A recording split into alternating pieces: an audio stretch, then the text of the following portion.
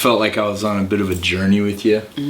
The pictures, being able to see that really drew me in and brought it back to that simple truth of our stories matter, our history matters, and then make disciples who will make disciples, a disciple cycle, right? That it's going on.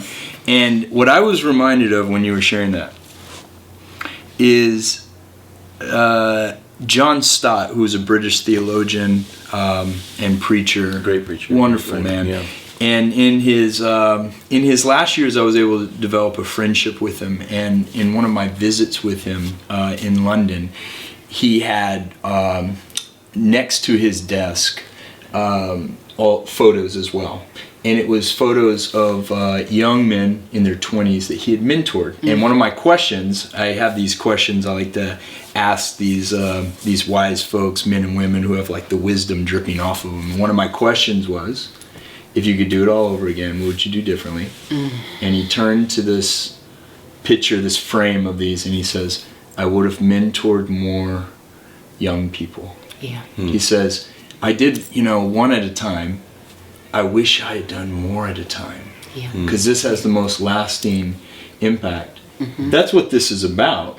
It's about passing it on. Absolutely. Jesus didn't leave a book behind. He left a community. The book came later. It's hugely important, but he left a community. He poured himself into others who poured themselves. So my question to you is, how do we make sure that we don't major in minors?